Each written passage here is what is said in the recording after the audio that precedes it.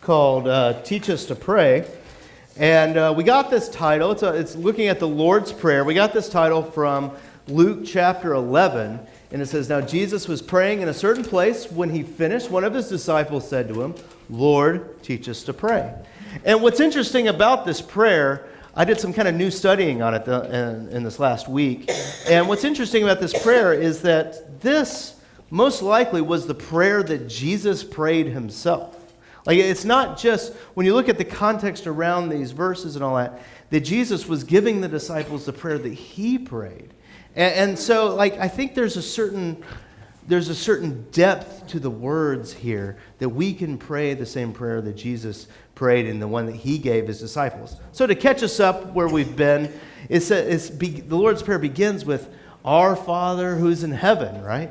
And we're reminded that he uses that word Father, that loving term of endearment of someone who is for you, right? That father figure in your life, and the Spirit of God has us cry out, "Abba, Father." And what we see in that is that God is always bringing us into the house, bringing us into what I call the party. The kingdom of God is like a party. He's bringing us in there. And then we see after that is, "Hallowed be your name." Holy is your name. And oftentimes I hear people say things like, "Man, if I walk into that church, there's just going to be nothing but lightning bolts are going to come right down," right? That there's kind of deep inside of us that sometimes we think that our unholiness, that our kind of dirtiness, I guess you say, is more powerful than God's holiness. And so God will just wipe us out then. But what we actually see all through the scriptures is that God's holiness is actually greater than our unholiness. And his holiness covers our unholiness and makes us white as snow as well, right? So then after that, we have "Thy kingdom come," right? Like, "Thy God's kingdom come, thy will be done." And man, sometimes we think about this, we think of big, huge thing, like God's kingdom come, God coming in on a big white war horse and all that stuff, right?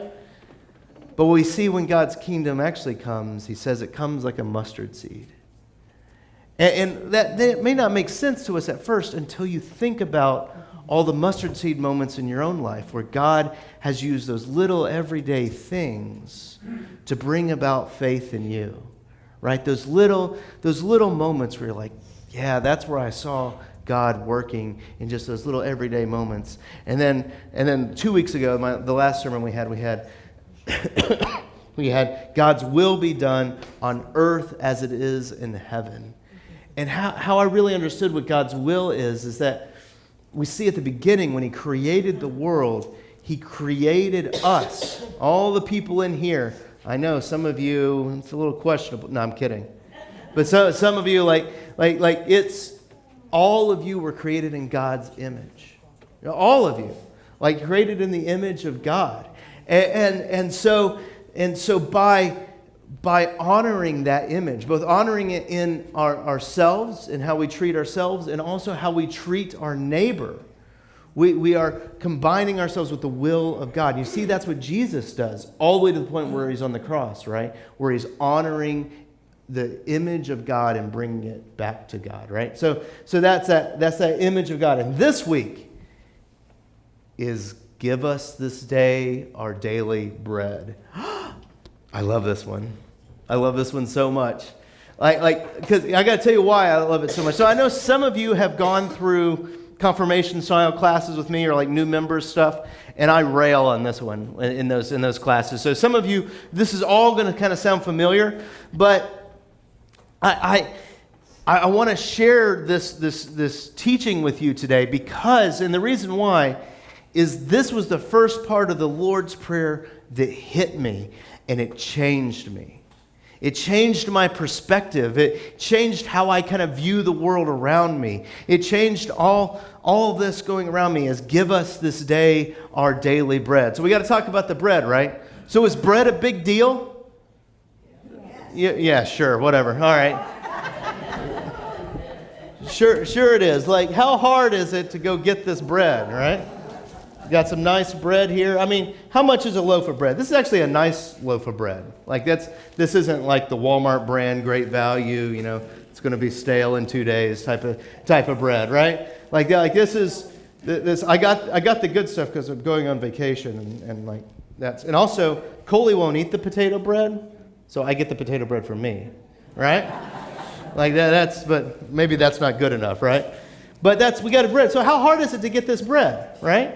Like do you ever think about how you get this bread? Do you ever think about that?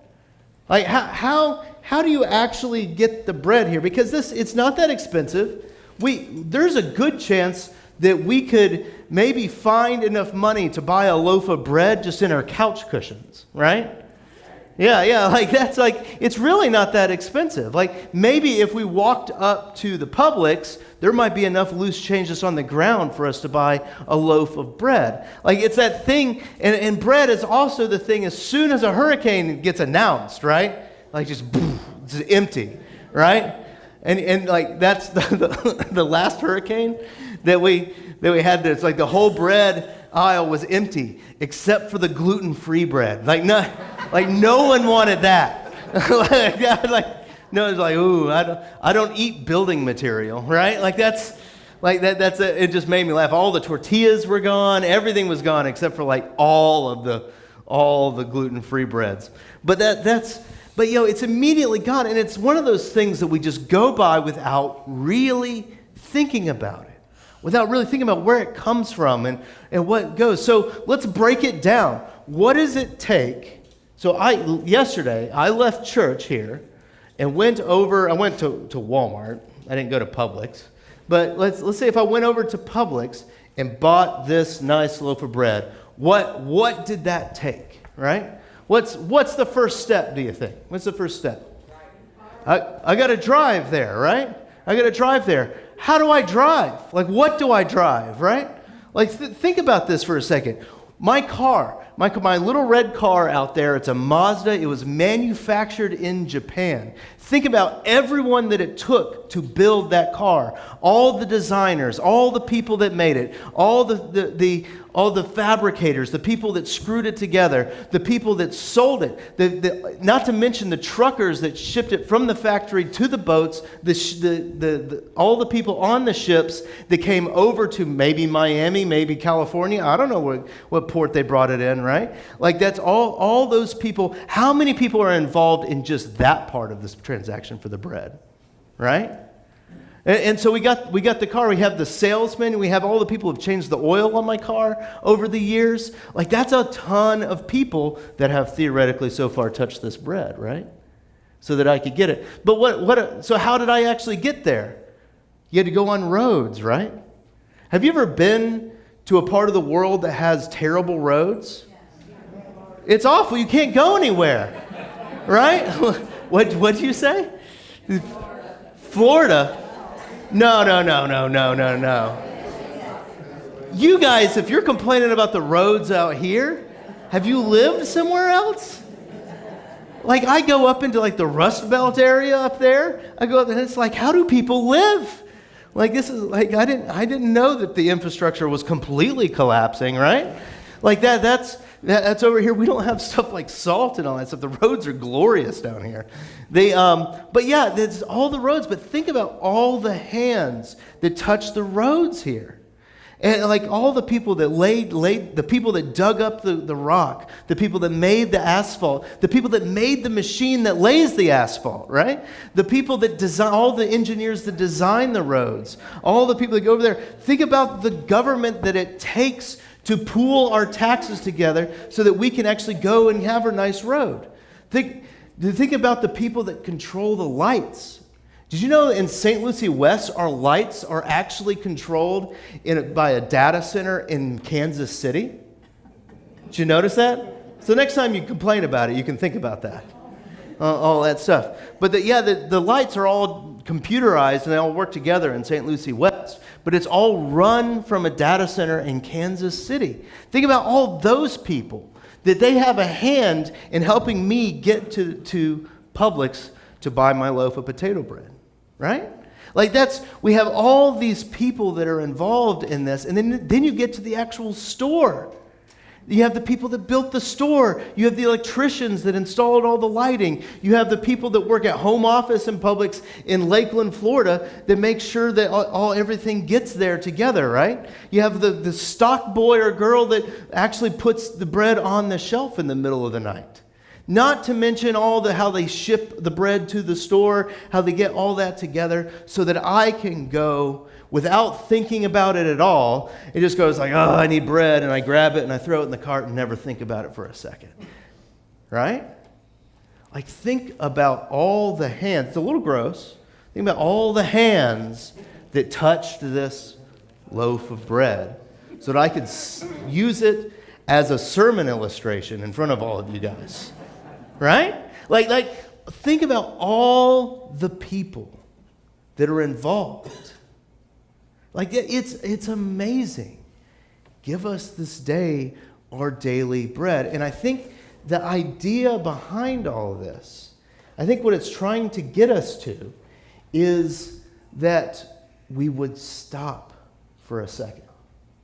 That we would stop just trying to get all this stuff just for ourselves. Just stop accumulating and consuming for a second and go, God, you are providing for me. You provide roads, you provide infrastructure, you provide good managers, you provide all this stuff. And it's stopped. I think it invites us to go, ooh, all of this stuff. I mean, think about in this room right now. We have electricity, there's program. We got Brad back there on the computer. He's hitting the right button at the right times. Actually, he's not right now because I have control. And but all the people that designed all that so that we could have a seamless time together. Kevin and I were at the convention last week, and we voted on some things that were very uncontroversial. But all that stuff is so that we could have a seamless, good time together. That's the daily bread. It's the daily bread. In this beautiful psalm that Cheryl read, that talks about, see how God provides all these things throughout all the earth, the fish in the sea and the animals on the land, and how God cares for them all. Daily bread that God is providing. And I think when we get to that, we can stop and go, God is providing. And so this petition's inviting us, whether you have plenty, if you have plenty of stuff, it's saying, God is providing. I need to stop. And if you have very little, this petition is saying, stop, breathe. God is providing. Look at how God is providing for you as we get that loaf. Luther was also, I think, Martin Luther, we're a Lutheran church, so I need to talk about Martin Luther for a second. But Martin Luther was big on this idea of the day of the loaf, the bread loaf. He says, we neglect the bread loaf so much, and he said it should be the main crest on every government's money. Right? So it should be the main symbol. He thinks that on our dollar, it should have just a big loaf of bread right instead of a president's face in front of it. Right? So like on the 20, it could be pumpernickel. Right? And like the dollar bill is just a slice of white bread with some butter on it. Right? That's what Luther's saying in the large catechism. That it's so integral that you realize that the whole supply chain management of the thing is how God works to provide for us all. And some of you are naysayers out there. I can hear you right now. You're like, I can bake my own bread, but you can't make the grain grow. You may be able to plant grain and you can water it and all that stuff, but you can't make it grow. And that's, we see that through this whole process that God is providing for us all. And I think it helps humble us. Because when we get stuck where we're just going to Publix and we're grabbing whatever food we need and we're like, I just got to get out of this store, I got to not think about it at all, like just got to grab and go, I think it makes us into a shell of who we actually are. It makes us to where we stop thinking about where all this comes from, all the people that are involved in all of our food and how we get it, it makes us stop and we start hoarding our resources. We stop being generous, right? And we start thinking that it's really up to me and how I can make all this happen for myself. And we can also make it feel like we never have enough. And we need to have more and more and more. So Jesus invites us to pray, give us this day our daily bread, and says for us to stop. Stop and remember that God is providing. And he provides for his people all the time. Like in the Old Testament, in Exodus, outside the Exodus, they were wandering around in the wilderness, and God's people were like, hey, we're kind of hungry. There's nothing for us to eat. And God provided for them. Bread from heaven. They called it manna. But manna doesn't mean bread from heaven. You know what it actually means? What is this? Is what manna means. Like manna, like bread from heaven, manna. It's like bread from, like, what is this? It's edible, though, so we're hungry and we'll eat it. But God provides. And sometimes you may have had meals that you've eaten, you're like, what is this, right? But God still was providing for you even those tough times. Right? Like that God is still providing. So it's encouraging us to remember that and see what's actually going on. And I think this is a good sermon to preach around 4th of July. It's when half of our nation tries to blow its hand off, right? On the 4th of July. I'll be involved in some kind of nefarious activity like that. Kids, don't play with fireworks. They're dangerous. but 4th of July is we're celebrating, as Americans, we're celebrating that our country has the freedom, and when we gained our independence and all of that, all that good stuff. And this is a good sermon series to remind us of all those systems that we have, all that daily bread. Because sometimes we just get caught in the fight of it all, right? We get caught in the fight of our presidency. It's like, oh, I don't like him, or I love him, and you're a terrible person if you think differently from me, right? We get caught in that, and we forget the daily bread, right? Like so slow down, take a beat, be thankful. Be thankful. When you go to the bread aisle, and you buy your bread, stop and go, a lot of people touched this. And then if the clerk hears you, they'll be like, no, they didn't. Like, no, my pastor said lots of people touched this, right? Like but the hands that were involved, that God used so that we may be fed, so that we may have the lives we have, it should humble us and cause us to be thankful because we know that God is providing. That's what that gospel lesson was about today. The feeding of the 5,000. I love what Jesus says to them. Like there's all these people around and the disciples are getting a little antsy and Jesus is like, we should feed these people. And the disciple are like, what? It'd be like 5,000 people. That's a lot of people. I couldn't afford it if you guys all wanted to eat on my dollar right now. That's like you guys are just what is there? There's 80 in here today. Like there's 80 in here right now. Like that would be expensive. And the disciples are like, you want us to feed all these 5,000? Not even $100,000 would feed all of them, Jesus. And John says he was saying it to test him. Because he knew what he was going to do. Like there's often times when we don't stop and think about how God is going to provide. And I think Jesus has like a little twinkle in his eye when he looks at us. And he's like, I already know how I'm going to provide for you. I already know how I'm going to do that for you. I already have the systems in place and it's going to happen already. I already know how I'm going to do it. And the beautiful thing is the disciples are like, well, there's this boy here, and he's got 5 loaves of bread and 2 fish, but that's hardly enough, Jesus. And Jesus is like, that's enough. And he sits everyone down, and they spread it out, and they all have enough. He sits everyone down. They all stop, right?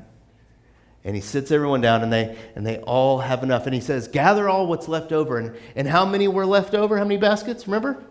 12. 12. You're like, 12? Who cares, right? You got the 12 disciples, the 12 tribes of Israel. 12 is kind of a number of perfection, of completeness type of thing. Like it's showing that Jesus was in charge the whole time. And that's really good news. That's really good news. So basically, I want you to get two things from this sermon.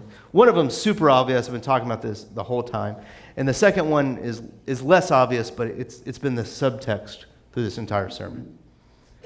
But the first one is, I'm probably totally off on my slides. Yeah, I am. I haven't. Oh, yeah. I got off my notes. I think the whole point behind Jesus on the cross, the whole point behind all of that is that God stops. Is that many times we think that God is just constantly like going, but at the beginning of creation, and we see that God rests, he stopped. Right? And we see that on the cross, that God himself came as Jesus, and that at the cross, he stops. And the beautiful part of that, and the way that I view the cross, is that he stops so he doesn't forget anybody.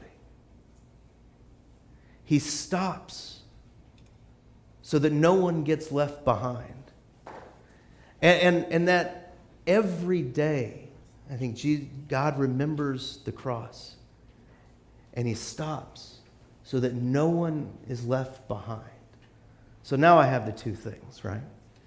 And the two things I want you to get is that when we pray, give us this day our daily bread, when we go to the store and remember all these things, stop. Stop just for a second and be thankful for all the ways that God is providing for you.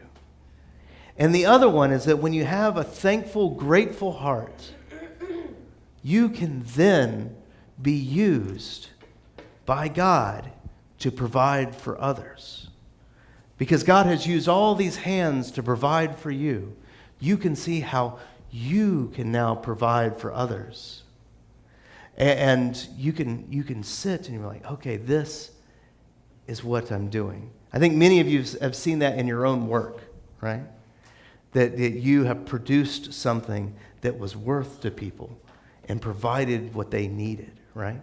That God used your hands. So to close now. So when you pray, give us this day our daily bread, I believe Jesus is asking us to stop and pray that God will provide and for him to provide for others through us. And that's good news.